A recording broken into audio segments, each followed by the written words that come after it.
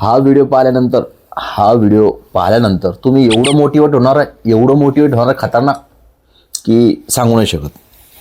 फक्त शिव्या बिव्या कोणी द्यायच्या नाही बरं का कमेंटमध्ये. हां, मोटिवेट व्हायचं, शिव्या बिव्याने द्यायचं.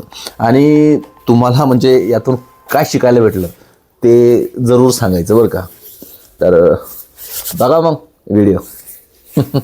आमचं सरकार आल्यानंतर अजितदादा चक्की पिसिंग अँड पिसिंग. आमचं दोघांचं जमतंय, आम्ही दोघे एकत्र संसार करतो. पण ही कमळाबाई फार बनेल आहे. माझ्याजवळ उभी राहती, माझ्याजवळ राहती, पण नजर तिसरीकडेच असती. महाराष्ट्रातला सिंचन घोटाळा झाला तो असाच झाला. 70,000 कोटी रुपये कागदावर खर्च झाले, सगळा पैसा तिजोरीमध्ये गेला आणि परिणाम असा झाला की शेतकऱ्याच्या शेतीपर्यंत पाणी पोचू शकलं नाही. देवेंद्रनी जो आरोप केलेला आहे तो आरोप जर खोटा ठरला तर देवेंद्रनी राजीनामा द्यावा, राजकारणातनं बाजूला व्हावं. तो आरोप खरा ठरला तर मी राजकारणातनं बाजूला व्हायला मला क्यू करावीशी वाटते.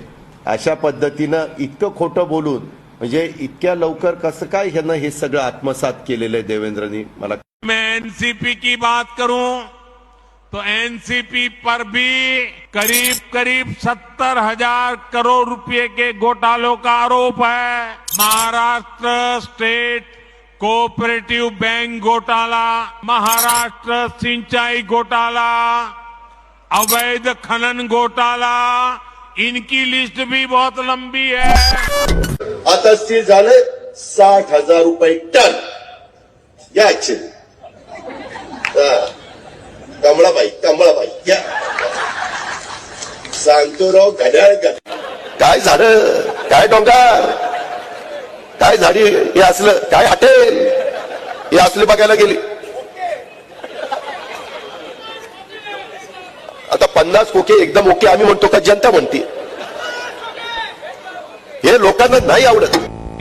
As per sources, Ajit Pawar will be joining the Shinde-led government and he is likely to become the Deputy Chief Minister of Maharashtra.